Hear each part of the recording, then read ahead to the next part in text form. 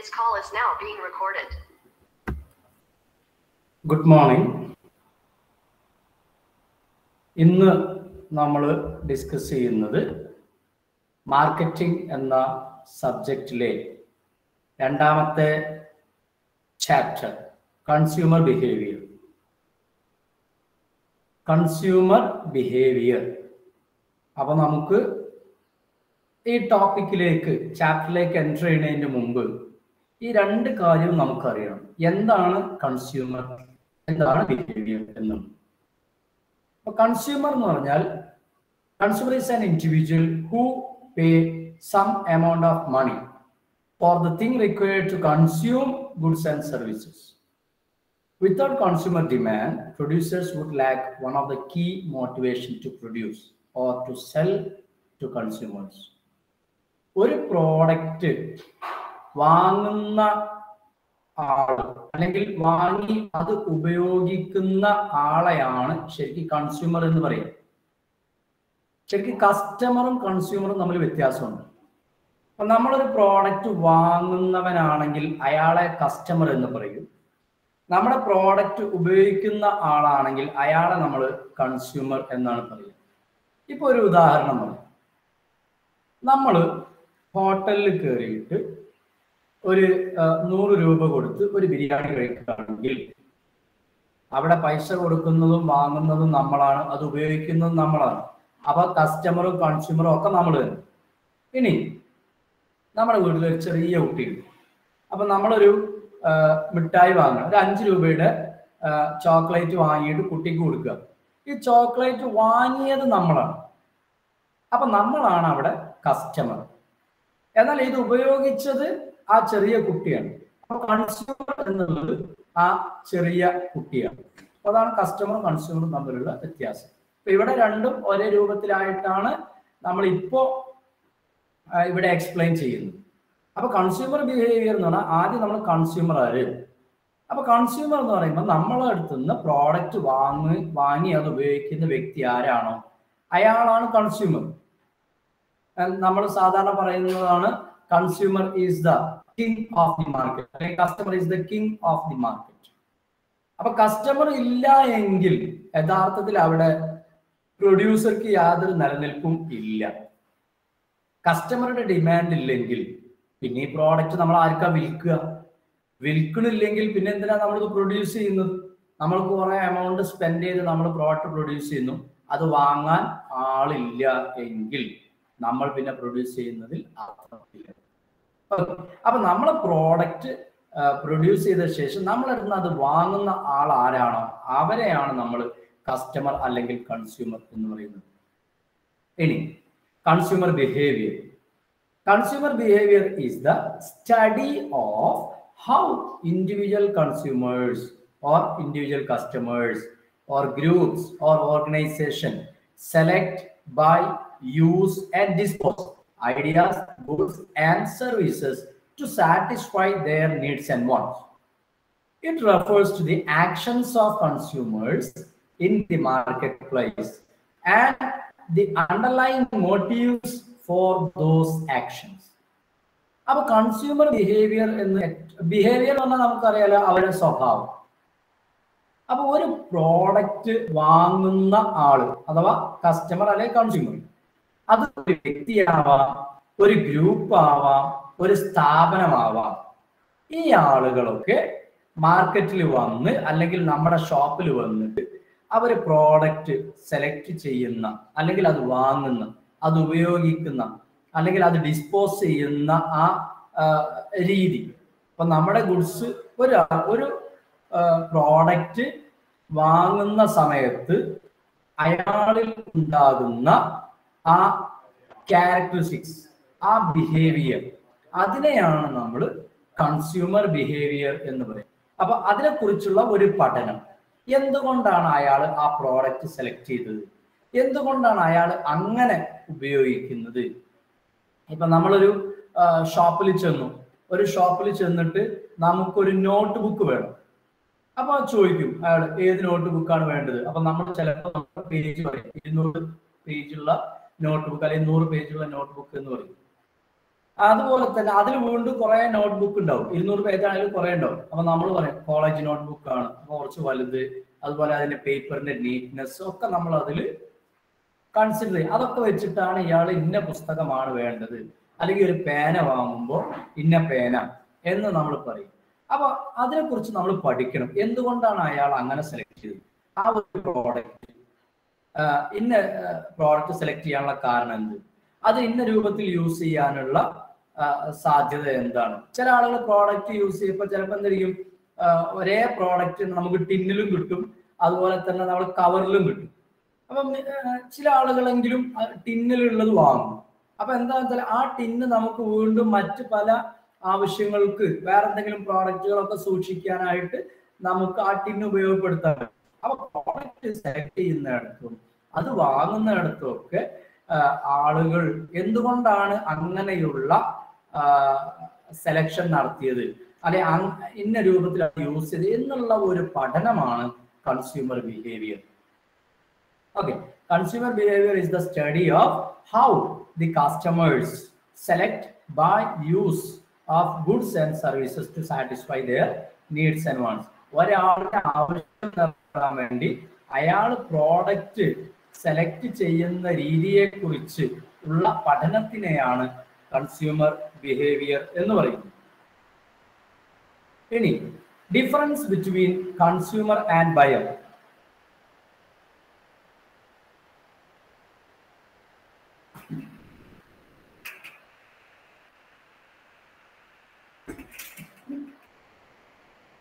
നമ്മൾ നേരത്തെ പറഞ്ഞു കസ്റ്റമറും കൺസ്യൂമറും തമ്മിലുള്ള വ്യത്യാസം പറഞ്ഞു. അതേ രൂപത്തിൽ തന്നെ ഒരു ബയറും കൺസ്യൂമറും തമ്മിലുള്ള വ്യത്യാസമാണ് ഇവിടെ ഉദ്ദേശിക്കുന്നത്. ആ രണ്ടും ഒന്ന് തന്നെ. കസ്റ്റമർ എന്ന് പറഞ്ഞാൽ അത് ബയറാണ്. Okay, the person who buy the goods or service from a seller is known as customer or buyer. ഒരു പ്രോഡക്റ്റ് സെല്ലർ അടുത്തുനിന്ന് വാങ്ങുന്ന വ്യക്തി ആരാണോ അയാളെയാണ് കസ്റ്റമർ അല്ലെങ്കിൽ ബയർ. എന്നാൽ the person who use the goods or services known as consumer. ആ product യഥാർത്ഥത്തിൽ ഉപയോഗിക്കുന്ന ആളാരാണോ അയാളാണ് consumer. The customer is also known as buyer or client, whereas consumer is the ultimate user of the goods. അപ്പൊ ഞാൻ നേരത്തെ പറഞ്ഞു ചില സാഹചര്യങ്ങളിൽ കസ്റ്റമറും കൺസ്യൂമറും ഒരേ ആളായിരിക്കും, അല്ലെങ്കിൽ ബയറും കൺസ്യൂമറും ഒരേ ആളായിരിക്കും. അപ്പൊ നമ്മൾ പറഞ്ഞു ഹോട്ടലിൽ നമ്മൾ ഭക്ഷണം ഓർഡർ കഴിക്കുന്ന എക്സാമ്പിൾ പറഞ്ഞു. മറ്റു ചില സാഹചര്യങ്ങളിൽ ഇപ്പൊ നമ്മുടെ പേരൻസ് നമുക്ക് വാങ്ങി തരിക എന്തെങ്കിലും പ്രോഡക്റ്റ്, അല്ലെങ്കിൽ നമ്മൾ ചെറിയ കുട്ടികൾക്ക് വേണ്ടിയിട്ട് എന്തെങ്കിലും സീറ്റ്സ് വാങ്ങുന്നത്, അവിടെ വാങ്ങുന്നത് നമ്മളാണ്, ബയർ നമ്മളാണ്, അപ്പൊ കസ്റ്റമർ നമ്മളാണ്. എന്നാൽ അത് കൺസ്യൂം ചെയ്യുന്നത്, അത് ഉപയോഗിക്കുന്നത് ആ ചെറിയ കുട്ടിയാണ്. അപ്പൊ അവിടെ കൺസ്യൂമർ ആ കുട്ടിയാണ്. അതാണ് വ്യത്യാസം. ഇനി നമ്മുടെ പ്രധാനപ്പെട്ട സാധാരണ എസ്എ ക്വസ്റ്റ്യനിലൊക്കെ ചോദിക്കാനുള്ള ഒരു മേഖലയാണ് ഫാക്ടേഴ്സ് ഇൻഫ്ലുവൻസിങ് കൺസ്യൂമർ ബിഹേവിയർ. അപ്പൊ നമ്മൾ പറഞ്ഞ consumer behaviour is the study of the behavior of the consumers while selecting or using the goods or services to satisfy their needs എന്ന് പറഞ്ഞു. അപ്പൊ ഒരു പ്രോഡക്റ്റ് വാങ്ങാൻ എന്തൊക്കെ തരത്തിലുള്ള ഫാക്ടേഴ്സ് ആണ് ഇൻഫ്ലുവൻസ് ചെയ്യുന്നത്. അപ്പൊ ഒരുപാട് ഫാക്ടേഴ്സ്. ആ ഫാക്ടേഴ്സ് ഏതൊക്കെയാണെന്ന് പറയുന്നത് സൈക്കോളജിക്കൽ ഫാക്ടേഴ്സ് ഉണ്ട്, social factors, cultural factors, personal factors, economic factors. ഇങ്ങനെ 5 തരത്തിലുള്ള ഫാക്ടേഴ്സ് ആണ് സാധാരണ കൺസ്യൂമർ ബിഹേവിയറിനെ ഇൻഫ്ലുവൻസ് ചെയ്യുന്നത്. നമുക്ക് പഠിക്കാനുള്ളത് ഇഷ്ടംപോലെ ഫാക്ടേഴ്സ് ഉണ്ട്. അതിനെ 5 ഭാഗങ്ങളായിട്ട് കാറ്റഗറൈസ് ചെയ്യും. അതിൽ ഓരോന്നും നമുക്ക് പഠിക്കാനുണ്ട്. ഒന്നാമത് സൈക്കോളജിക്കൽ ഫാക്ടേഴ്സ്. സൈക്കോളജി എന്താണെന്ന് എല്ലാവർക്കും അറിയാം. The human psychology plays a crucial role in designing consumers' preference and likes or dislikes for a particular product and service. The psychological factors are the factors that talk about the psychology of an individual that drive his action to seek satisfaction. ഒരാള് ഒരു product വാങ്ങിക്കുമ്പോൾ, select ചെയ്യുമ്പോൾ ആ വ്യക്തിയുടെ psychological mind ആണ് product വാങ്ങാൻ അയാളെ നിയന്ത്രിക്കുന്നത് എങ്കിൽ അല്ലെ, that drive his action. Drive ചെയ്യാൽ നമ്മൾ ഡ്രൈവ് ചെയ്യുക, ഡ്രൈവ് ചെയ്യുക നിയന്ത്രിക്കുന്നത് എന്നർത്ഥം. അപ്പൊ അതിൽ ഒരു കാര്യത്തിലേക്ക് നയിക്കുന്നത്, ഏത് കാര്യത്തിലേക്ക്?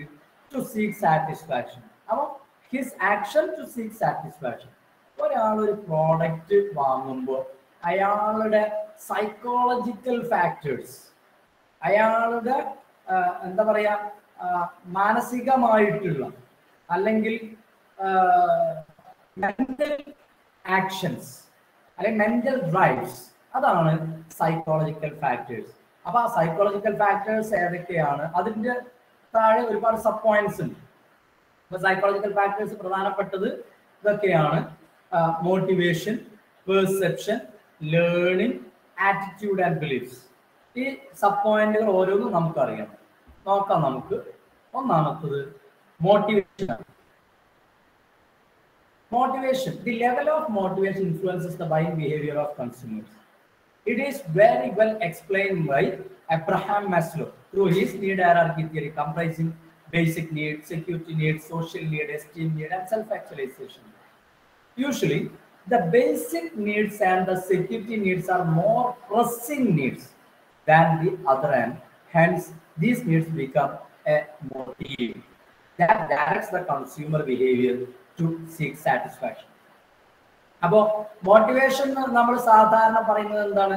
Something leads to do something എന്ന് പറഞ്ഞാൽ ചില കാര്യങ്ങൾ നമ്മളെ ഇൻഡ്യൂസ് ചെയ്യും, പ്രേരിപ്പിക്കും, നമ്മളിൽ താല്പര്യം ഉണ്ടാവും. അതിന് ഏറ്റവും വലിയ എക്സാമ്പിൾ ആണ്, നിങ്ങൾ പ്ലസ് ടുവിനൊക്കെ പഠിച്ചിട്ടുണ്ടാവും, അബ്രഹാം മാസ്ലോയുടെ ഹയറാർക്കി തിയറി. അബ്രഹാം മാസ്ലോയുടെ ഹയറാർക്കി തിയറി അനുസരിച്ച്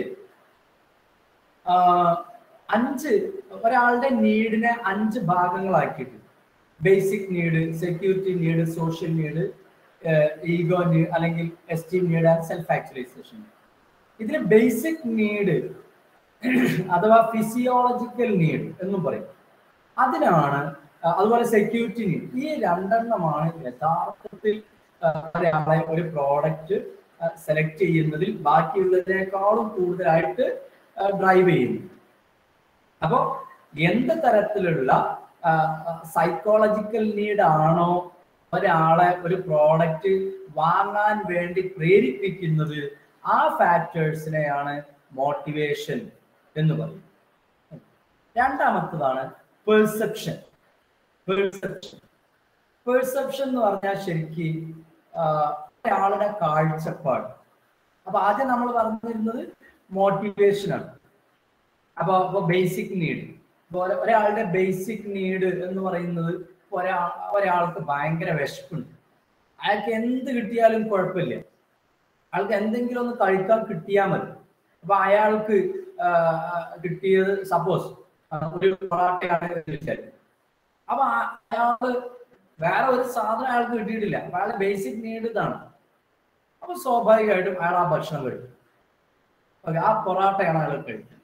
എന്നാൽ മറ്റൊരു സാഹചര്യത്തിൽ നമുക്ക് അത്ര കണ്ട് വിശപ്പൊന്നുമില്ല, നമ്മൾ എന്നാലും ചെറിയ രൂപത്തിൽ വിശപ്പുള്ളൂ, അപ്പൊ നമുക്ക് എന്തെങ്കിലും ഒരു ഭക്ഷണം കഴിക്കണം, നമ്മുടെ അടുത്ത് ഇഷ്ടം പോലെ പൈസ കിട്ടും. അപ്പൊ നമ്മൾ എന്ത് ചെയ്യും? അവിടെ ചോയ്സ് തരും. ചോയ്സ്, എന്ത് ഭക്ഷണമാണ് നമുക്ക് വേണ്ടത്? നേരത്തെ പറഞ്ഞാൽ നമുക്ക് ചോയ്സ് ഒന്നും ഒരു പ്രശ്നമല്ല, എന്ത് കിട്ടിയാലും നമ്മൾ കഴിക്കുന്ന ഒരു അവസ്ഥ. അപ്പൊ ഈ തരത്തിൽ ബേസിക് നീഡ് എന്താണോ നമ്മുടെ യഥാർത്ഥ നീഡ്, വിശപ്പ് എന്നാണെങ്കിൽ, അതല്ലെങ്കിൽ ആ നീഡിൽ നിന്നും മാറി അയാൾക്ക് ചോയ്സ് തരാനുള്ള സാഹചര്യം ഉണ്ട് എങ്കിൽ, ഇതൊക്കെ ഓരോരുത്തരുടെ സൈക്കോളജിക്കൽ മൈൻഡ് അനുസരിച്ചാണ് ഉണ്ടാവുന്നത്. ഓക്കെ, ഇനി മറ്റൊരു പെർസെപ്ഷൻ. പെർസെപ്ഷൻ എന്ന് പറഞ്ഞാൽ ശരിക്കും way of seeing A particular thing, ഒരാളുടെ കാഴ്ചപ്പാടിനെയാണ് പെർസെപ്ഷൻ എന്ന് പറയുന്നത്. നോക്കാം നമുക്ക്. Consumer perception towards A particular product and the brand also influences buying decision. The perception is the process through which the individual select, organize, and interpret the information to draw a meaningful conclusion. Such as Apple iPhone is perceived as a premium brand, and consumers are motivated to buy it to get associated with elite class of the society. അപ്പോൾ perception എന്ന് പറഞ്ഞാൽ ആളുകളുടെ കാഴ്ചപ്പാട്, എങ്ങനെയാണ് ഒരു കാര്യത്തിനെ ആളുകൾ കാണുന്നത്.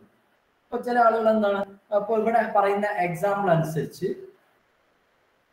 പെർസെപ്ഷൻ എന്ന് പറയുന്നത് ഒരാൾ പ്രോഡക്റ്റ് സെലക്ട് ചെയ്ത് അതിനെക്കുറിച്ച് അതിന് വേണ്ട കാര്യങ്ങൾ ചെയ്തു, എന്നിട്ട് അതിനെക്കുറിച്ചുള്ള ഡീറ്റെയിൽഡ് സ്റ്റഡി നടത്തി അത് ഇന്റർപ്രറ്റ് ചെയ്തിട്ട് ആണ് അയാൾ ആ പ്രോഡക്റ്റ് വാങ്ങുന്നത്. അപ്പൊ അയാൾ ഈ സെലക്ട് ചെയ്ത അതിനെക്കുറിച്ച് പഠിച്ച ഇന്റർപ്രറ്റ് ചെയ്ത രീതി ആയിരിക്കില്ല മറ്റൊരാൾ ചെയ്യുന്നത്. ഇപ്പൊ ഉദാഹരണം പറഞ്ഞാൽ ഒരാൾക്ക് ഒരു മൊബൈൽ ഫോൺ വേണം. ആ മൊബൈൽ ഫോൺ ഇപ്പൊ ഒരാൾ സാംസങ്ങിന്റെ ഫോണ് അയാളുടെ കയ്യിൽ ഒരു 10,000 രൂപ. അപ്പൊ സ്വാഭാവികമായിട്ടും അയാളുടെ പെർസെപ്ഷൻ, ഒരാളുടെ കയ്യിൽ മൊബൈൽ വാങ്ങാൻ തന്നെ 1,00,000 രൂപയുണ്ട്. ഈ രണ്ടാളുടെയും പെർസെപ്ഷൻ വ്യത്യാസം ഉണ്ടാവും. ഓക്കെ, അപ്പൊ ആദ്യം പറഞ്ഞ വ്യക്തിക്ക് 10,000 രൂപ അയാളെ കയ്യിലുണ്ട്, അയാളൊരു സാംസങ്, അയാള് ഫോൺ ഇപ്പൊ ഏതാണെങ്കിലും നമുക്ക് കാര്യങ്ങൾ നടന്നാൽ മതി. ചിലപ്പോ ഇയാളെ കയ്യിൽ 1,00,000 രൂപ ഉണ്ടാവും, പക്ഷെ അയാളെന്താണ് അത്ര കൂടുതൽ ചിലവാക്കി മൊബൈൽ വാങ്ങേണ്ട ആവശ്യമൊന്നുമില്ല എന്നുള്ള കാഴ്ചപ്പാട്. രണ്ടാമത്തെ വ്യക്തി ഒരു ഐഫോൺ ആണ് വാങ്ങിയത്. കാരണം അയാളുടെ കാഴ്ചപ്പാടനുസരിച്ച് മറ്റുള്ളവരുടെ മുമ്പിൽ ഒരു പ്രീമിയം ബ്രാൻഡ് യൂസ് ചെയ്യുമ്പോൾ അതിലൊരു ഇമേജ് ഉണ്ട്, ആൾക്കൊരു സ്റ്റാറ്റസ് സമൂഹത്തിലുണ്ട്. അപ്പൊ ഇങ്ങനെയുള്ള പ്രീമിയം ബ്രാൻഡുകളാണ് യൂസ് ചെയ്യേണ്ടത് എന്നുള്ളതാണ് അയാളുടെ പെർസെപ്ഷൻ. അപ്പൊ ഓരോ തരത്തിലുള്ളതും ആളുകൾ ഒരേ രൂപത്തിലല്ല പെർസെപ്ഷൻ ഉണ്ടാവും, വ്യത്യാസം ഉണ്ടാവും. അപ്പൊ എങ്ങനെയാണ് നമ്മളത് കാണുന്നത്, ആ പെർസെപ്ഷനിലുള്ള വ്യത്യാസം അത് അനുസരിച്ച് ആളുകൾ പ്രോഡക്റ്റ്. അപ്പൊ ഈ പറഞ്ഞ രണ്ട് കാറ്റഗറിയിലെ ആളുകൾ രണ്ടും ഒരേ ആവശ്യത്തിനാണ്, പക്ഷെ രണ്ട് പ്രോഡക്റ്റാണ് വാങ്ങുന്നത്. Because their perception is different. Then psychological factorsലെ മൂന്നാമത്തേതാണ് ലേണിംഗ്. ലേണിംഗ് എന്ന് പറഞ്ഞാൽ പഠിക്കുക അല്ലെ. അപ്പൊ ഇവിടെ പറയുന്നത് individual learning depends on the skill, knowledge and intention. ഒരാളുടെ ലേണിങ്ങിനെ ഡിപ്പെൻഡ് ചെയ്യുന്ന മൂന്ന് കാര്യങ്ങളാണ് അയാളുടെ സ്കില്ല്, അതുപോലെ അയാൾക്കുള്ള നോളജ്, അതുപോലെ അയാളുടെ ലക്ഷ്യം, ഉദ്ദേശം. The skills are developed through practice, while the knowledge and intentions are acquired with experience. Okay, skill എന്ന് പറയുന്നത് അയാൾ ചെയ്തുണ്ടാവുന്നതാണ്. ഇപ്പൊ ഡ്രൈവിംഗ്, ഒരാൾ ഡ്രൈവിംഗ് പഠിച്ചു, അങ്ങനെ അതിനുശേഷം അയാൾ തുടർച്ചയായിട്ട് ഡ്രൈവ് ചെയ്യുകയാണെങ്കിൽ അയാളുടെ ഡ്രൈവിംഗ് സ്കില്ല് കൂടിയിട്ടുണ്ടാവും because of his practice. While the knowledge and intention are acquired with experience. എന്നാൽ ഒരാളുടെ ഉദ്ദേശം ഇപ്പൊ എന്തായിരിക്കും, ആദ്യമായിട്ട് ഡ്രൈവിംഗ് പഠിച്ചുകൊണ്ടിരിക്കുന്ന ഒരാൾക്ക് അയാളുടെ ഉദ്ദേശം എന്താണ്, ഇന്ന സ്ഥലത്ത് നിന്ന് ഇന്ന സ്ഥലം വരെ സ്വന്തമായി എത്തുക, ഡ്രൈവ് ചെയ്ത് എത്തുക എന്നേ അയാൾക്ക് ഉദ്ദേശമുള്ളൂ. അതുപോലെ ഡ്രൈവിംഗ് അതിന്റെ നിയമങ്ങളൊക്കെ പഠിക്കുക, അതാണ് അയാൾ ഉദ്ദേശിക്കുന്നത്. എന്നാൽ ഇതിങ്ങനെ ഡ്രൈവിംഗ് ഒക്കെ പഠിച്ച അയാള് പ്രാക്ടീസ് ചെയ്ത് നല്ല സ്കിൽഫുൾ ആയിട്ടുണ്ടെങ്കിൽ സ്വാഭാവികമായിട്ടും പിന്നീട് അയാൾ വീണ്ടും കൂടുതൽ കാര്യങ്ങൾ മറ്റുള്ളവർക്ക് നമ്മൾ എങ്ങനെയാണ്, ആർക്കാണ് നമ്മൾ സൈഡ് കൊടുത്ത് ഓവർടേക്ക് ചെയ്യാൻ അനുവദിക്കേണ്ടത്, അതുപോലെ എത്തണം എന്നുള്ള സംഗതി, അതൊക്കെ പിന്നെയാണ് നമ്മൾ നോക്കുക. ആദ്യം വേണ്ടത് നമുക്ക് സ്കില്ലാണ്, അതിനുശേഷമാണ് നോളജ്, ഇന്റൻഷൻ ഒക്കെ ഉണ്ടാവുക. അപ്പൊ ഈ കാര്യങ്ങളിലൊക്കെ ഓരോരുത്തർക്കും വരും. ചില ആളുകൾ ലേണിംഗ് എന്ന് പറഞ്ഞാൽ അതിൽ സ്കിൽഫുൾ ആയിട്ടുണ്ടാവില്ല, സ്കില്ല് നേടിക്കൊണ്ടിരിക്കുന്നവരായിരിക്കും, സ്കില്ല് ഇല്ലാത്തവരുണ്ടാവും, എന്നാൽ നല്ല സ്കിൽഫുൾ ആയിട്ടുള്ള ആളുകൾ ഉണ്ടാവും. ഇവരൊക്കെ വാങ്ങുന്ന പ്രോഡക്റ്റിൽ വ്യത്യാസം ഉണ്ടാവും. അതുപോലെ നോളജ്, ഇന്റൻഷൻ, നല്ല നോളജ് ഉള്ള ഒരാൾ എന്നാൽ അത്ര തന്നെ നോളജ് ഇല്ലാത്ത ഒരാൾ, ഇവർ വാങ്ങുന്ന പ്രോഡക്റ്റുകളിൽ, സബ്സ്റ്റിറ്റ്യൂട്ട് പ്രോഡക്റ്റുകളിൽ വ്യത്യാസങ്ങൾ ഉണ്ടാവും. So there could be a conditional learning or cognitive learning. അപ്പൊ രണ്ട് തരത്തിലുള്ള ലേണിംഗ് തന്നെയുണ്ട്. ഒന്ന് കണ്ടീഷണൽ ലേണിംഗ് ആണ്, മറ്റൊന്ന് കോഗ്നിറ്റീവ് ലേണിംഗ് ആണ്. ജസ്റ്റ് ഒന്ന് അറിഞ്ഞാൽ മതി എന്താണ് തമ്മിലുള്ള വ്യത്യാസം. കണ്ടീഷണൽ ലേണിംഗ് എന്ന് പറഞ്ഞാൽ learning from being conditioned to a particular stimuli. That is, when he is exposed to the similar situation again and again, he develops a particular response towards it. While in the cognitive learning, the individual applies all his knowledge, skill, attitude, values, and beliefs to find a solution of a problem and derive satisfaction out of it. എന്താണ് conditional learning ആണെങ്കിൽ അയാൾ വീണ്ടും ഒരേ കാര്യങ്ങൾ തന്നെയാണ്, ഒരേ product തന്നെ വീണ്ടും വാങ്ങും. എന്നാൽ കോഗ്നിറ്റീവ് ലേണിംഗ് ആണ് എന്നുണ്ടെങ്കിൽ അയാൾക്കുള്ള നോളജ് ഇതൊക്കെ മാറുന്നതിനനുസരിച്ച് അയാൾ വീണ്ടും വീണ്ടും വേറെ വേറെ പ്രോഡക്റ്റുകൾ അയാളുടെ സാഹചര്യത്തിനനുസരിച്ച് എന്താണോ യഥാർത്ഥ പ്രോബ്ലം അതിനനുസരിച്ചുള്ള പ്രോഡക്റ്റ് ആയിരിക്കും അയാൾ വാങ്ങുന്നത്. ഇതാണ് വ്യത്യാസം. ഓക്കെ, ഇനി അപ്പൊ നമ്മൾ 3 കാര്യങ്ങളാണ് ഇപ്പോൾ സൈക്കോളജിക്കൽ ഫാക്ടേഴ്സിൽ പറഞ്ഞത്. 1 മോട്ടിവേഷൻ, 2 പെർസെപ്ഷൻ, 3 ലേണിംഗ്. ഇനി 4മത്തതാണ് ആറ്റിറ്റ്യൂഡ് ആൻഡ് ബിലീഫ്സ്. ഇതും ആളുകളിൽ പല ആളുകൾക്കും പലതരത്തിലുള്ള ആറ്റിറ്റ്യൂഡ് ആയിരിക്കും, പലതരത്തിലുള്ള വിശ്വാസങ്ങളായിരിക്കും. അതിനനുസരിച്ച് അവർ വാങ്ങുന്ന പ്രോഡക്റ്റിലും വ്യത്യാസം ഉണ്ടാവും. The individual have certain beliefs and attitude towards products on which their purchase decisions. Attitude and beliefs are the tendency to respond to given product in a particular way. These make up the brand image that influence the consumer buying behavior. Thus, the marketers try to understand the attitude and beliefs of individuals and modify these through several marketing campaigns.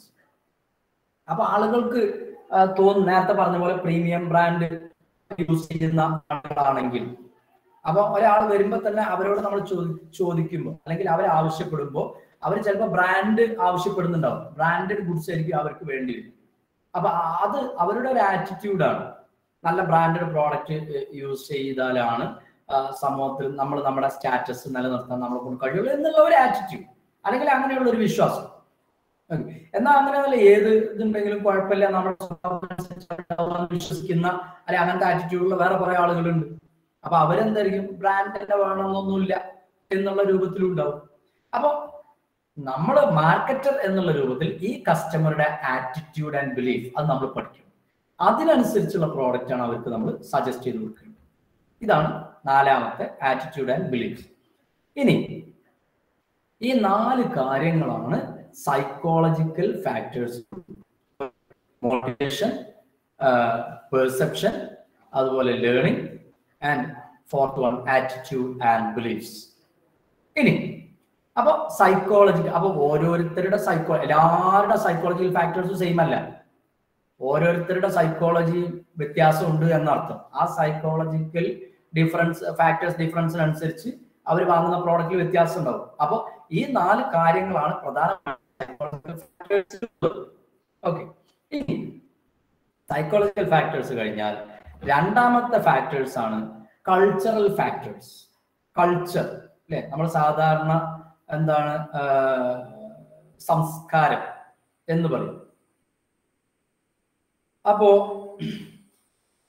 എന്തൊക്കെയാണെന്ന് നോക്കാം. Cultural factors are the factors that an individual learn at a very early stage of life due to socialization within the family and other key institutions such as the set of values, preference, behavior patterns and perception are learned as the individual grow. അപ്പോൾ ഒരു വ്യക്തി അയാള് ജീവിക്കുന്ന അയാളുടെ ചുറ്റുപാടിൽ നിന്നും എന്ന് പറഞ്ഞാൽ പണ്ട് മുതലേ ഉണ്ടായിക്കൊണ്ടിരിക്കുന്ന അല്ലെങ്കിൽ പണ്ട് മുതലേ ആളുകളെ ഇൻഫ്ലുവൻസ് ചെയ്യുന്ന ഫാക്ടേഴ്സിലൊന്നാണ് ഈ കൾച്ചറൽ ഫാക്ടേഴ്സ് എന്നുള്ളത്.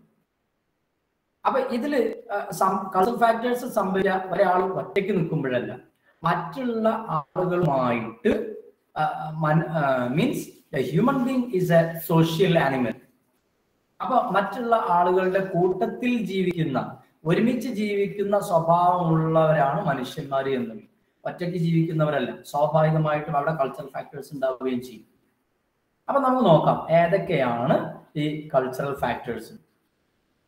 കൾച്ചറൽ ഫാക്ടേഴ്സ് പ്രധാനമായും 3 എണ്ണമാണ്. ഒന്ന് കൾച്ചർ, 2മത്തെ സബ് കൾച്ചർ, 3മത്തത് social class.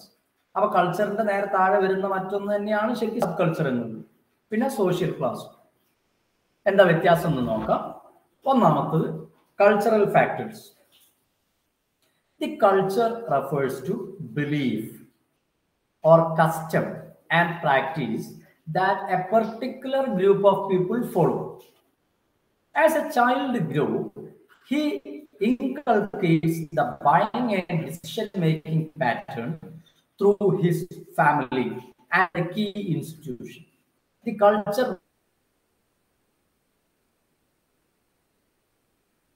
varies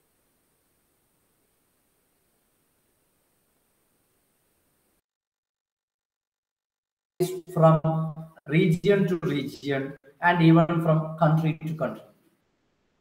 Such as the sale of sari and lungi is more in south than in belief എന്ന് പറഞ്ഞാൽ ശരിക്കും മതവിശ്വാസം പോലുള്ള വിശ്വാസം, അതുപോലെ കസ്റ്റം ആചാരങ്ങൾ ആൻഡ് പ്രാക്ടീസ് നമ്മൾ ചെയ്തുകൊണ്ടിരിക്കുന്ന പ്രവൃത്തികൾ that a particular group of people follows.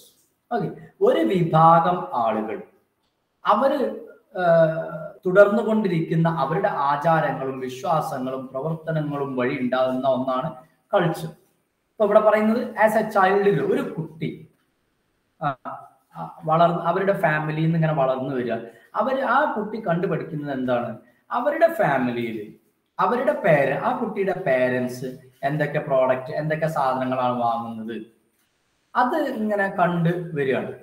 അപ്പൊ അത് ഫാമിലി മാത്രമല്ല, ഇപ്പോ എന്താ പറയാ മതപഠനം നടത്തുന്നവരാണ് എങ്കിൽ ആ മതപഠനശാലകളിൽ നിന്നും അവരുടെ വിശ്വാസം ഒക്കെ പഠിപ്പിച്ചു കൊടുത്തിട്ടുണ്ടാവും. അപ്പൊ അതനുസരിച്ച് നമ്മൾ ചെയ്യാവുന്നത് എന്ത്, ചെയ്യാൻ പാടില്ലാത്തത് എന്ത് എന്നുള്ള കാര്യങ്ങളൊക്കെ നമുക്ക് അവിടെ നിന്ന് കിട്ടും. അപ്പൊ ഈ കീ ഇൻസ്റ്റിറ്റ്യൂഷൻ അതുപോലെ നമ്മുടെ ഫാമിലിയിൽ നിന്നൊക്കെ നമുക്ക് നമ്മൾ പഠിച്ചിട്ടുള്ള നമ്മുടെ ബിലീഫ്, കസ്റ്റം, അതുപോലെ നമ്മുടെ പ്രാക്ടീസ് ഈ ഇതിൽ നിന്നും കിട്ടുന്നത്. അപ്പൊ അതിൽ എക്സാമ്പിൾ പറയുന്നു.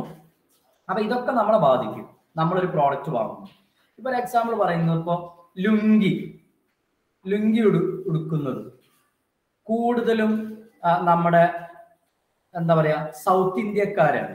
എന്ന് പറഞ്ഞാൽ കേരള, തമിഴ്നാട് ഏരിയയിലുള്ള ആളുകളാണ് കൂടുതലായിട്ടും സാരിയും ലുങ്കിയൊക്കെ ഉപയോഗിക്കുന്നത്.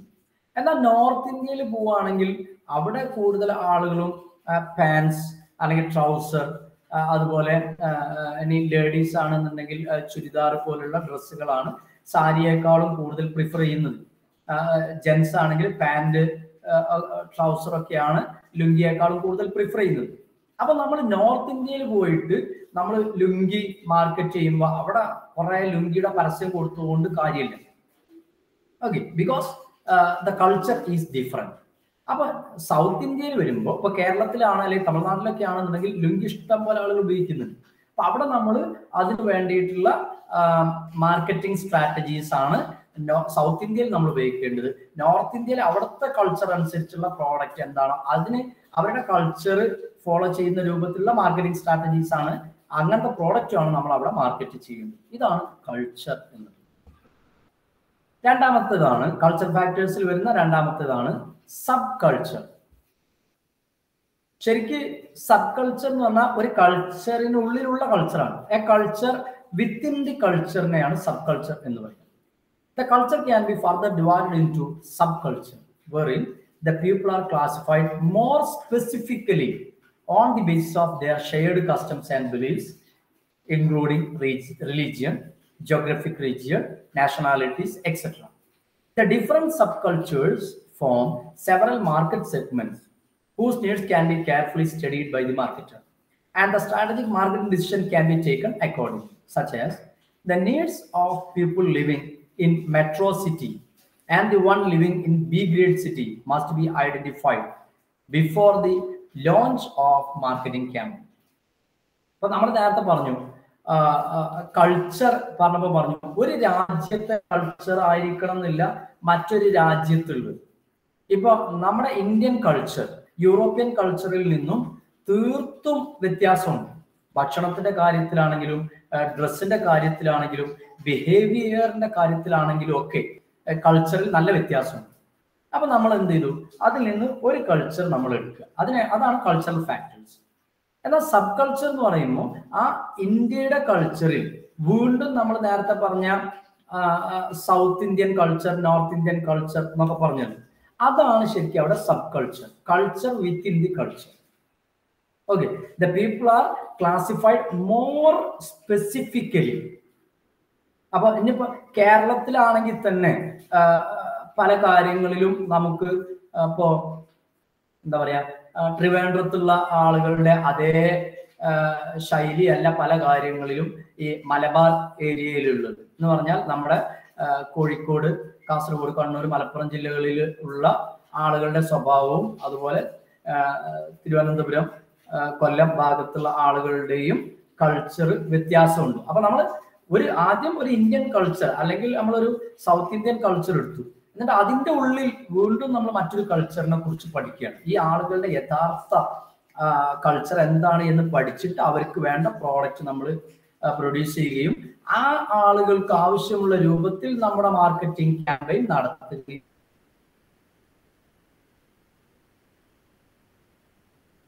വേണം എന്നാണ്. അപ്പൊ കൾച്ചറൽ ഫാക്ടേഴ്സിൽ കൾച്ചർ, രണ്ട് സബ് കൾച്ചർ, മൂന്നാമതാണ് സോഷ്യൽ ക്ലാസ്. Cultural factors മൂന്നാമത്തതാണ് social class. Generally, the people belonging to same class are said to be sharing the similar interest, value, and behavior. Our society is classified into mainly into three social classes: upper class, middle class, lower class. The consumers belonging to these classes possess different buying behaviors, such as an individual belonging to upper class buy those products or services that advocate his status, while the lower class people buy those products which satisfy their basic needs. അപ്പോൾ ഒരു social ക്ലാസ്സിനെ സംബന്ധിച്ചിടത്തോളം അവിടെ സാധാരണ നമ്മുടെ നാട്ടിൽ 3 തരത്തിലുള്ള class ഉണ്ട്: upper class, middle class and lower class. അപ്പൊ ഈ അപ്പർ ക്ലാസ്സിലുള്ള ആളുകൾ അവര് ഉപയോഗിക്കുന്ന അതേ പ്രോഡക്റ്റുകളല്ല ഒരിക്കലും അല്ല ഈ ലോവർ ക്ലാസ്സിലുള്ള ആളുകൾ ഉപയോഗിക്കുക. എല്ലാ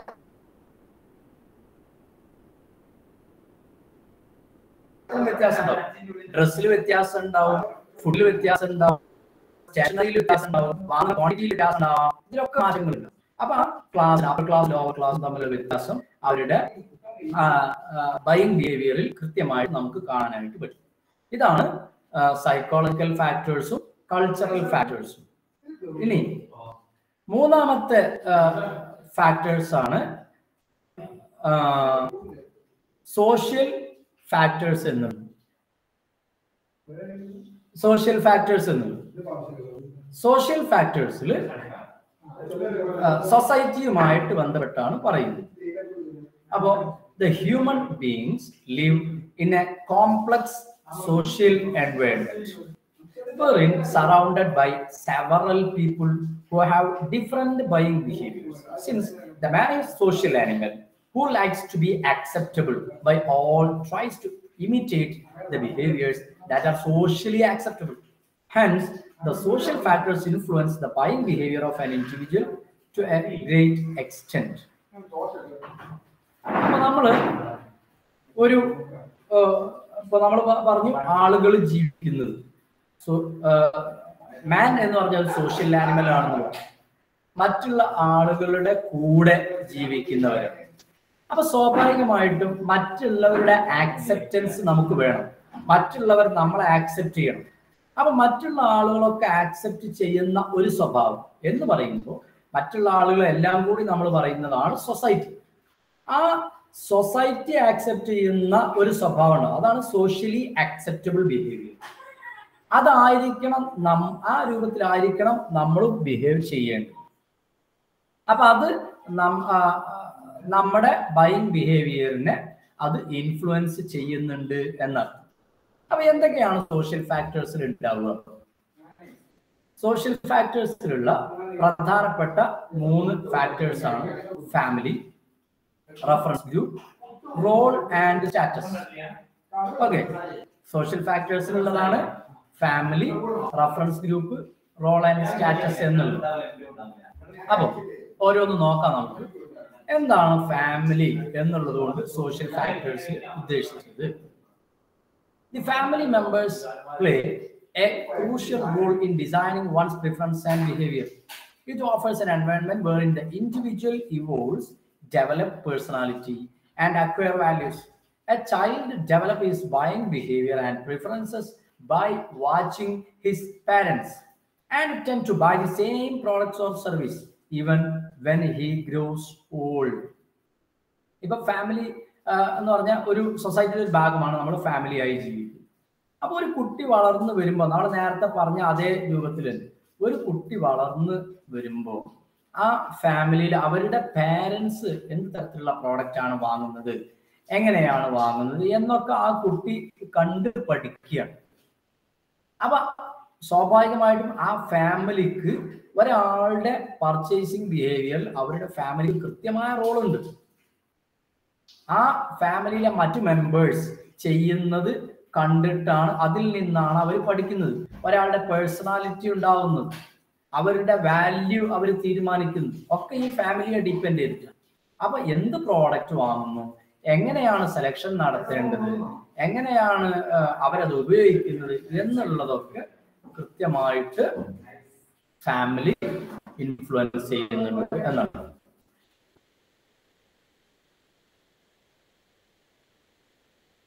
ഇനി സോഷ്യൽ ക്ലാസ്സിലെ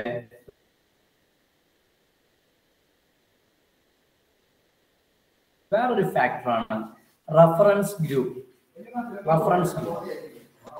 ഓക്കെ, ഇവിടെ under social factors, reference group have a great potential of influencing on its impact varies across products and brands. This group often includes an opinion leader. Reference group ചെയ്യുന്ന ആളുകളെയാണ് നമ്മൾ റഫറൻസ് ഗ്രൂപ്പ് എന്ന് പറയുന്നത്. നമ്മുടെ friends ആവാം, നമ്മുടെ relatives ആവാം, നമ്മുടെ അധ്യാപകരാവാം, അതല്ലെങ്കിൽ നമ്മുടെ സുപ്പീരിയേഴ്സ് ആവാം, നമ്മുടെ കൊളീഗ്സ് ആവാം. ഈ ആളുകളൊക്കെ നമ്മുടെ പ്രോഡക്റ്റ് വാങ്ങുന്നതിൽ കൃത്യമായ ഇൻഫ്ലുവൻസ് അവർക്കുണ്ട്.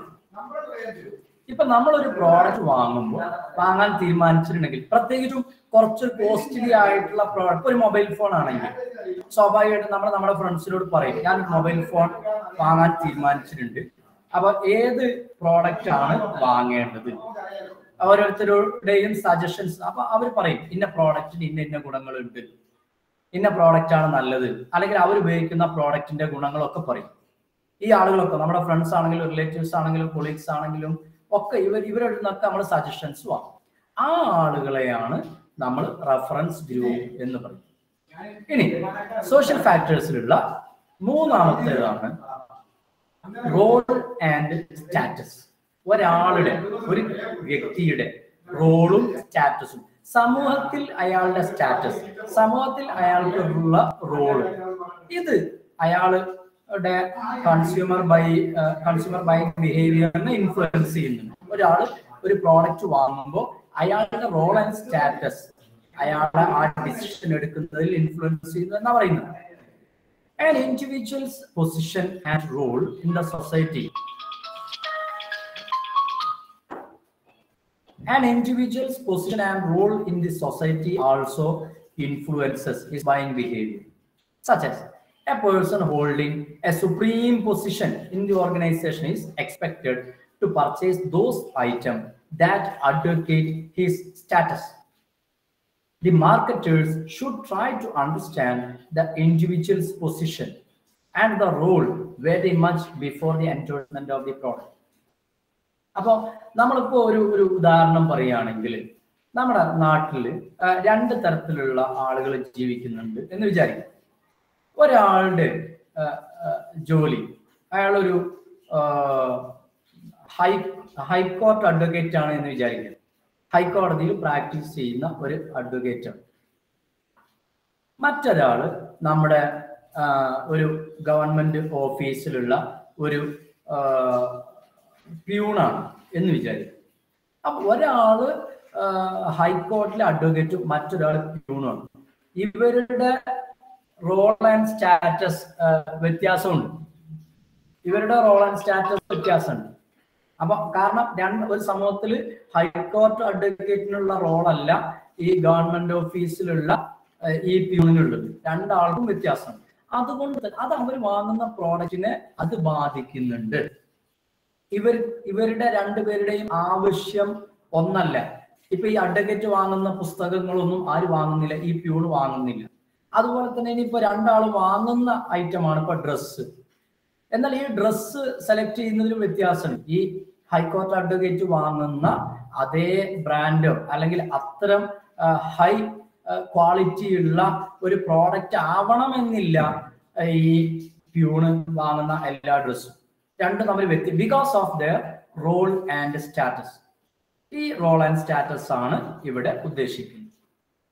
അപ്പൊ ഈ തരത്തിലുള്ള 3 കാര്യങ്ങളാണ് സോഷ്യൽ ക്ലാസ്സിലുള്ളത്.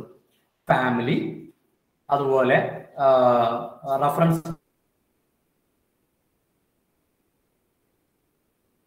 ഗ്രൂപ്പ്, അതുപോലെ റോൾ ആൻഡ് സ്റ്റാറ്റസ്. അപ്പൊ 3 ഫാക്ടേഴ്സ് ഇപ്പൊ നമ്മൾ പറഞ്ഞു. സൈക്കോളജിക്കൽ ഫാക്ടർ, അതുപോലെ cultural factors, then social factors. ഇനി 4ാമത്തെ ഫാക്ടേഴ്സ് ആണ് പേഴ്സണൽ ഫാക്ടേഴ്സ്. 5 ഫാക്ടേഴ്സ് ആണ് മൊത്തം ഉള്ളത്. അതിൽ 4ാമത്തെ ഫാക്ടേഴ്സ് ആണ് പേഴ്സണൽ ഫാക്ടേഴ്സ്. അപ്പൊ സൈക്കോളജിക്കൽ ഫാക്ടേഴ്സ് നമ്മൾ കൃത്യമായി പറഞ്ഞു. അതുപോലെ കൾച്ചറൽ ഫാക്ടേഴ്സ്, എന്താണ് കൾച്ചർ എന്ന് പറഞ്ഞു. Social factors. ഇനി personal factors.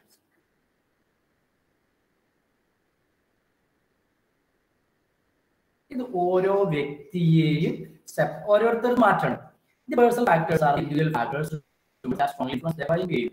These factors vary from person to person that result in a different set of perception, attitude, and behavior towards certain goods and services. ഈ personal ഫാക്ടേഴ്സിൽ നമ്മൾ പറയാൻ പോകുന്ന factors ഓരോരുത്തർക്കും വ്യത്യാസം ഉണ്ടാവും, ഓരോരുത്തരിലുള്ള മാറ്റം ഉണ്ടാവും. ആ കാര്യങ്ങളൊക്കെ നമ്മൾ അറിഞ്ഞിട്ട് വേണം അവർക്ക് പ്രോഡക്റ്റ് സജസ്റ്റ് ചെയ്യാനും അവർക്ക് വേണ്ട രൂപത്തിലുള്ള മാർക്കറ്റിംഗ് സ്ട്രാറ്റജീസ് നമ്മൾ അപ്ലൈ ചെയ്യാൻ. അപ്പൊ ഓരോ ഫാക്ടേഴ്സ് എന്താണെന്ന് നോക്കാം. ഇതാണ് ഈ 4 ഫാക്ടേഴ്സ് ആണ് പേഴ്സണൽ ഫാക്ടേഴ്സിലുള്ളത്. ഒന്ന്, ഏജ്. ഏജ് എല്ലാവരും ഒരേ ഏജ് അല്ല. സമൂഹത്തിലുള്ള നമ്മുടെ നാട്ടിൽ ജീവിക്കുന്ന പല തരത്തിലുള്ള ഏജുള്ള ആളുകൾ. 2, ഇൻകം. വ്യത്യസ്ത ഇൻകം ഗ്രൂപ്പിലുള്ള ആളുകളാണ് നമ്മുടെ ഇടയിലുള്ളത്. 3ാമത്തത് ഒക്യുപ്പേഷൻ. ഓരോരുത്തരുടെയും ഒക്യുപ്പേഷനിൽ മാറ്റമുണ്ട്. എല്ലാവരും ഒരേ ജോലിയുള്ളവരല്ല. കൂലിപ്പണിക്ക് പോകുന്നവരുണ്ട്, അതുപോലെ ഗവൺമെന്റ് ജോലിക്ക് പോകുന്നവരുണ്ട്, പ്രൈവറ്റ് ജോലിക്ക് പോകുന്നവരുണ്ട്, സ്വന്തമായി ബിസിനസ് ചെയ്യുന്നവരുണ്ട്, അതുപോലെ കൃഷി ചെയ്യുന്നവരുണ്ട്. അപ്പൊ പല തരത്തിലുള്ള ഒക്യുപ്പേഷനിലാണ്. അതുപോലെ തന്നെ ലൈഫ് സ്റ്റൈൽ വ്യത്യാസമുള്ള ആളുകളുണ്ട്. അപ്പൊ ഓരോന്നും നമ്മുടെ ബൈങ് ബിഹേവിയറിനെ ഇൻഫ്ലുവൻസ് ചെയ്യുന്നു. 1ാമത്തത് age and stage in life cycle. A man passes through various stages of his life cycle, such as infant, child, teenager, young adult, and old. The need and preference vary as one passes through different stages of life cycle. അപ്പോൾ ഒരു മനുഷ്യനെ സംബന്ധിച്ചിടത്തോളം അയാളുടെ ജീവിതത്തിൽ ഒരുപാട് stages കടന്നു പോകുന്നു. അയാളുടെ ജനനത്തിന്റെ ഉടനെയുള്ള സമയം, അപ്പോഴും അയാൾ അവിടെ കൺസ്യൂമറാണ്, കസ്റ്റമർ അല്ല എന്നേ ഉള്ളൂ.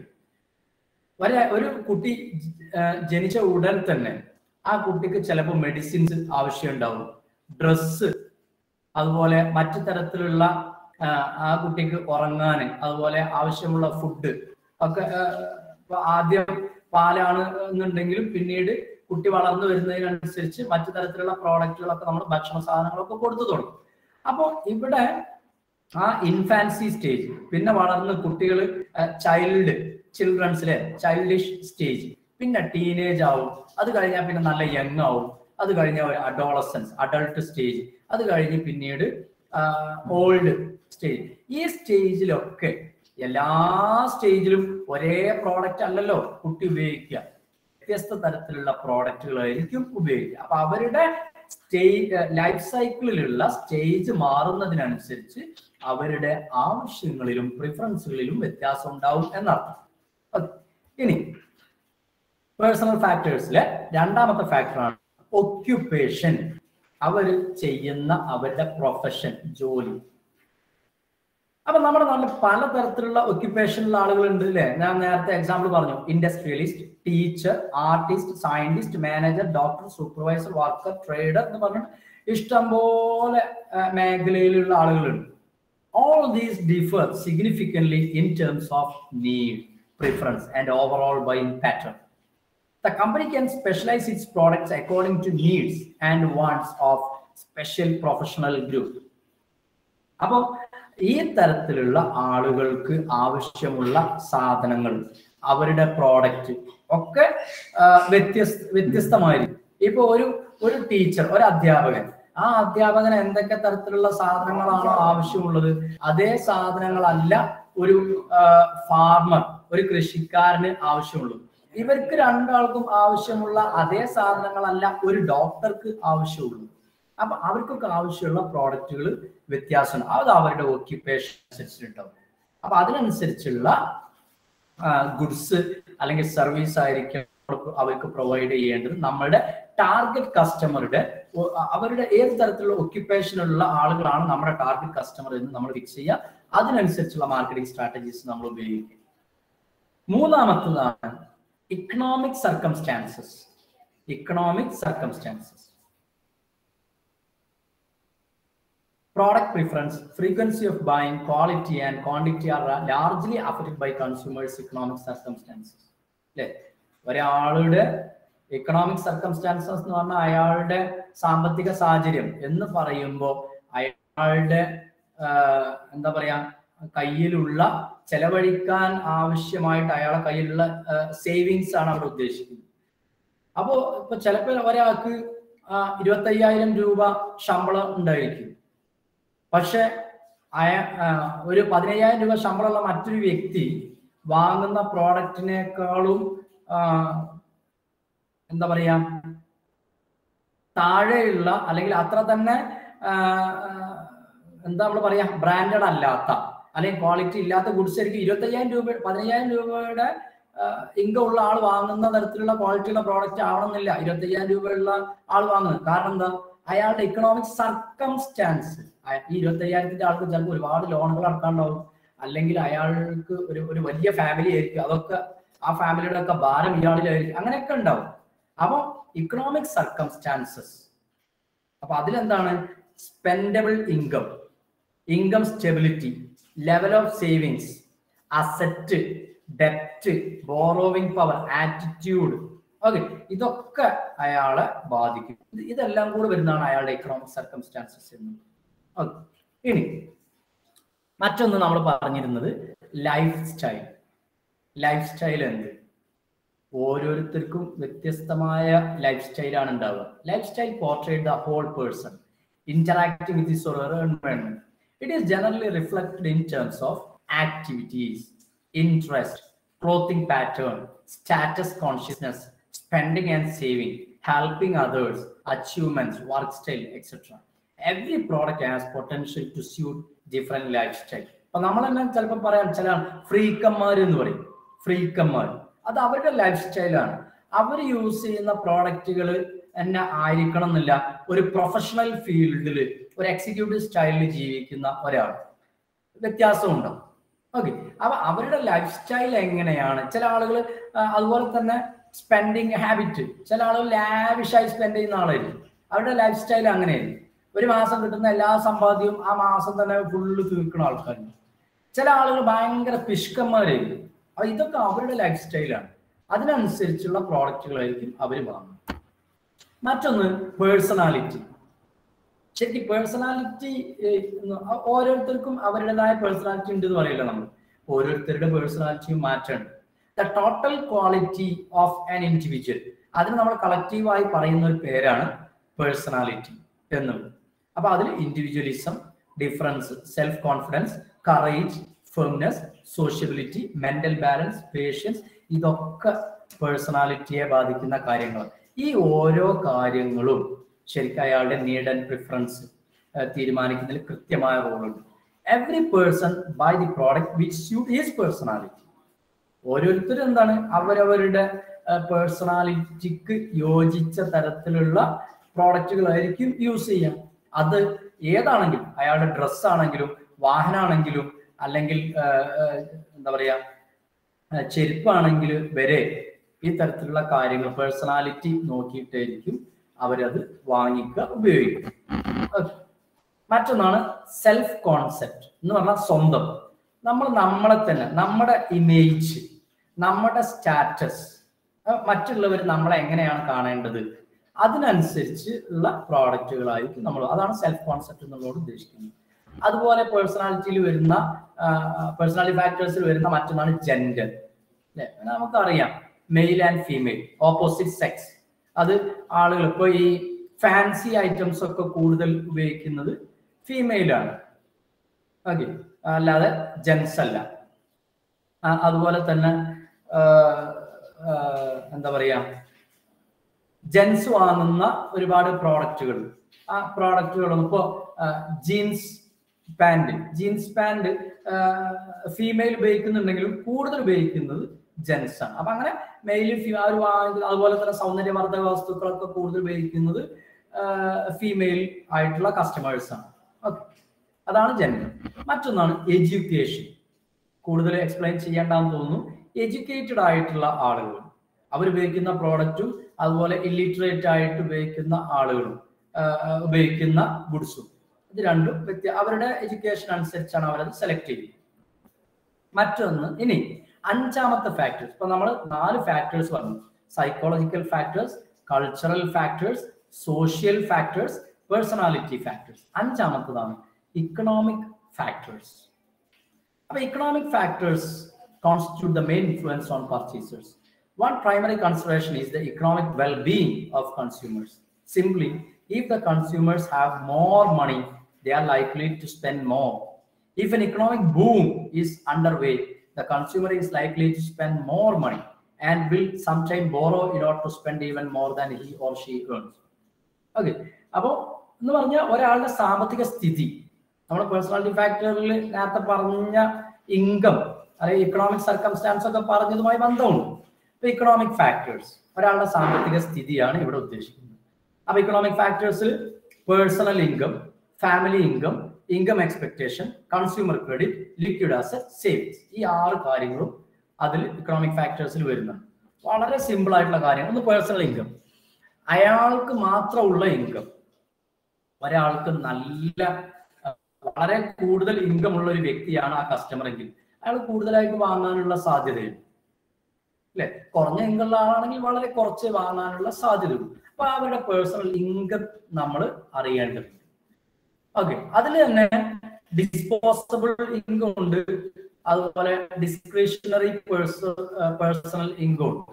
ഡിസ്പോസബിൾ പേഴ്സണൽ ഇൻകം എന്ന് പറഞ്ഞാൽ ഒരാൾക്ക് എത്രയാണോ ഇൻകം കിട്ടുന്നത് അതിൽ നിന്നും അയാൾ സമ്പാദ്യം മാറ്റിവെച്ച് ചെലവഴിക്കാൻ തീരുമാനിച്ചത് എത്ര, അതിനാണ് നമ്മൾ ഡിസ്പോസബിൾ എന്ന് പറയുന്നത്.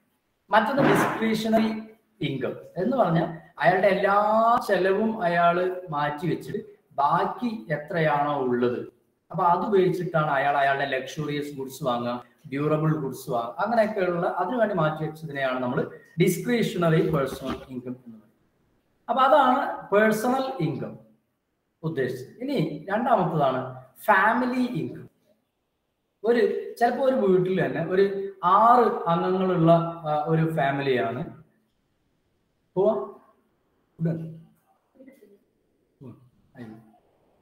മറ്റൊന്നാണ് ഫാമിലി ഇൻകം. അപ്പൊ ഈ പേഴ്സണൽ ഇൻകം ഒരു ഫാമിലിയിൽ 6 ആളുണ്ട്, ചിലപ്പോൾ 4 ആളുകളും ഗവൺമെന്റ് ജോലിയുള്ള അത്യാവശ്യം നല്ല ഉയർന്ന ശമ്പളമുള്ള ആളുകളായിരിക്കാം. അപ്പൊ അത് ഇവരുടെ എന്താ പറയാ പർച്ചേസ് ബിഹേവിയറിനെ ഇൻഫ്ലുവൻസ് ചെയ്യും. നേരെ മറിച്ച് ഒരു 6 ആളുള്ള വേറൊരു ഫാമിലി ഉണ്ട്, അവിടെ ഒരാൾക്ക് മാത്രമേ ജോലിയുള്ളൂ. അപ്പൊ സ്വാഭാവികമായിട്ടും നേരത്തെ പറഞ്ഞ ഫാമിലിയുടെ ബൈങ് ബിഹേവിയറും ഈ പറയുന്ന ഫാമിലിയുടെ ബൈങ് ബിഹേവിയറും വ്യത്യാസമുണ്ട് because of their family income. ഇനി മറ്റൊന്നാണ് ഇൻകം എക്സ്പെക്ടേഷൻ. അപ്പൊ നമുക്ക് ഭാവിയിൽ എക്സ്പെക്ട് ചെയ്യാതെ പ്രതീക്ഷിക്കാം. ഒരാൾക്ക് ഭാവിയിൽ കൂടുതൽ ഇൻകം കിട്ടും എന്ന് കണ്ടിട്ട് അയാൾ ഇപ്പോഴേ എന്ത് ചെയ്യാം, പ്രോഡക്റ്റുകൾ വാങ്ങാം. ഒരു ഉദാഹരണം പറയുകയാണെങ്കിൽ ഒരാളൊരു PSC ഒക്കെ എഴുതി അയാൾക്കൊരു ജോലി കിട്ടി. ആ ജോലി ഇനി അയാൾക്ക് എന്ത് ചെയ്യും, എല്ലാ മാസവും ശമ്പളം കിട്ടും. അപ്പൊ അയാൾ എന്ത് ചെയ്യുന്നു, ഒരു കാറ് വാങ്ങാൻ തീരുമാനിച്ചു. ഇനി അയാളുടെ എല്ലാ മാസവും സാലറി കിട്ടും, ആ സാലറിയിൽ നിന്ന് ഇങ്ങനെ കുറേശ്ശെ എമൗണ്ട് നമ്മൾ തിരിച്ചടച്ചാൽ മതി. അപ്പൊ അയാൾക്ക് ആ പ്രതീക്ഷ, എല്ലാ മാസവും ശമ്പളം അയാൾ എക്സ്പെക്ട് ചെയ്യുന്നു, അയാൾക്ക് എന്തായാലും അത് കിട്ടുമെന്നുള്ളത് കൊണ്ടാണ് അയാൾ അങ്ങനെ ഉള്ള പ്രോഡക്റ്റ് വാങ്ങാൻ തയ്യാറായത്. എന്നാൽ അങ്ങനെ അല്ലാത്ത ഒരാളെ സംബന്ധിച്ചിടത്തോളം അത്തരത്തിലുള്ള പ്രോഡക്റ്റുകൾ വാങ്ങാൻ അവർ തയ്യാറാവണം എന്നില്ല. ഇനി മറ്റൊന്നാണ് കൺസ്യൂമർ ക്രെഡിറ്റ് അഥവാ അവൈലബിലിറ്റി ഓഫ് ക്രെഡിറ്റ് ഫെസിലിറ്റി. നമ്മൾ പ്രോഡക്റ്റുകളൊക്കെ വാങ്ങുമ്പോൾ, സാധനങ്ങൾ വാങ്ങുമ്പോൾ നമുക്ക് കടം കിട്ടുക, ഫുൾ എമൗണ്ട് കൊടുക്കാതെ തൽക്കാലം നമ്മൾ ചെറിയൊരു എമൗണ്ട് കൊടുത്ത് ബാക്കി നമ്മൾ ഇൻസ്റ്റാൾമെന്റ് ആയിട്ട് അടച്ചാൽ മതി. ഇപ്പൊ എല്ലാ പ്രോഡക്റ്റും, ഡ്രസ്സ് അടക്കം നമുക്ക് അങ്ങനെ കിട്ടുന്നുണ്ട്, വാഹനങ്ങൾ, അതുപോലെ ലാപ്ടോപ്പ്, മൊബൈൽ ഫോൺ, ഫർണിച്ചർ, അതുപോലെ മെഷീനറീസ്, ഇതൊക്കെ നമുക്ക് കിട്ടും. അപ്പൊ ആ EMI ആയിട്ട് അല്ലെങ്കിൽ മന്ത്ലി ഇൻസ്റ്റാൾമെന്റ് ആയി അടക്കാനുള്ള സൗകര്യം കൊടുത്താൽ ആളുകൾ വാങ്ങാനുള്ള സാധ്യത കൂടുതലാണ്. അതാണ് കൺസ്യൂമർ ക്രെഡിറ്റ്. ഇനി മറ്റൊന്നാണ് liquid asset. The liquid assets are the assets that are readily convertible into cash. നിങ്ങൾ പ്ലസ് ടുവിലൊക്കെ അക്കൗണ്ടിങ് പഠിക്കുന്ന സമയത്ത് അസറ്റുകൾ പഠിക്കുമ്പോൾ അതിൽ നമ്മൾ പഠിക്കും അല്ലെ, എന്താണ് ലിക്വിഡ് അസറ്റ് എന്നുള്ളത്. ഫിക്സഡ് അസറ്റ് ഉണ്ട്, അതുപോലെ ലിക്വിഡ് അസറ്റ്, പെട്ടെന്ന് ക്യാഷ് ആക്കി മാറ്റാൻ പറ്റുന്ന asset. If the customer has more liquid asset, then he is likely to spend more on the luxury item and the shopping goods. On the other hand, if the liquid assets are few, then the expenditure on luxury item also reduces. ഒരാളടുത്ത് cash ആയിട്ടോ അല്ലെങ്കിൽ പെട്ടെന്ന് cash ആക്കി മാറ്റാൻ പറ്റുന്ന അപ്പൊ check അല്ലെങ്കിൽ മറ്റു തരത്തിലുള്ള ഗോൾഡ് പോലുള്ള സാധനങ്ങളൊക്കെ കൂടുതലുണ്ടെങ്കിൽ നമ്മളുടെ അതല്ല അങ്ങനത്തതൊന്നും ഒരാളെ കയ്യിൽ വേണ്ടത്ര ക്യാഷോ അല്ലെങ്കിൽ അങ്ങനത്തെ ഐറ്റംസ് ഒന്നും ഇല്ല എങ്കിൽ ആ ലക്ഷറി ഐറ്റംസ് വാങ്ങുന്നത് വളരെ കുറവായിരിക്കും. ഓക്കെ, ഇനി ഇക്കണോമിക് ഫാക്ടേഴ്സിലെ ഏറ്റവും അവസാനത്തെ പോയിന്റ് ആണ് സേവിങ്സ്. ഒരാളുടെ സമ്പാദ്യം അല്ലെങ്കിൽ സമ്പാദ്യശീലം. ഒരാൾ കൂടുതലായിട്ട് സമ്പാദിക്കാൻ ഭാവിയിലേക്ക് വേണ്ടി സേവ് ചെയ്യാൻ തീരുമാനിച്ചിട്ടുണ്ടെങ്കിൽ അയാളുടെ എക്സ്പെൻഡിച്ചർ വളരെ കുറവായിരിക്കും. അയാൾ കൂടുതൽ സ്പെൻഡ് ചെയ്യാൻ തയ്യാറാവില്ല. വളരെ അത്യാവശ്യമുള്ള കാര്യങ്ങൾ മാത്രമേ അയാൾ വാങ്ങുള്ളൂ. എന്നാൽ അങ്ങനെ സേവിങ് ഹാബിറ്റ് വളരെ കുറഞ്ഞ ഒരാളാണെങ്കിൽ അയാളുടെ കയ്യിലുള്ളത് മാക്സിമം അയാൾ സ്പെൻഡ് ചെയ്യാൻ വേണ്ടി ശ്രമിക്കുകയും ചെയ്യും. ഓക്കെ, അപ്പൊ ഇതൊക്കെയാണ് ഇക്കണോമിക് ഫാക്ടേഴ്സ്. അപ്പൊ 5 ഫാക്ടേഴ്സ് നമ്മളിപ്പോ പറഞ്ഞു. ഒന്ന് സൈക്കോളജിക്കൽ ഫാക്ടേഴ്സ്, അതിന്റെ കീഴിൽ കുറെ ഫാക്ടേഴ്സ് പറഞ്ഞു. പിന്നെ cultural factors, social factors, then personal factors, and finally economic factors. ഈ 5 ഫാക്ടേഴ്സ് ആണ് ഫാക്ടേഴ്സ് ഇൻഫ്ലുവൻസിങ് കൺസ്യൂമർ ബിഹേവിയർ. അപ്പൊ ഇന്ന് നമ്മൾ ഡിസ്കസ് ചെയ്തത് എന്താണ് കൺസ്യൂമർ ബിഹേവിയർ എന്നും എന്താണ് കസ്റ്റമറും കൺസ്യൂമർ തമ്മിലുള്ള വ്യത്യാസം എന്നും ദെൻ എന്ത് തരത്തിലുള്ള ഫാക്ടേഴ്സ് ആണ് ബൈയിങ് ബിഹേവിയറിനെ ഇൻഫ്ലുവൻസ് ചെയ്യുക എന്നുള്ളതും. Okay, thank you.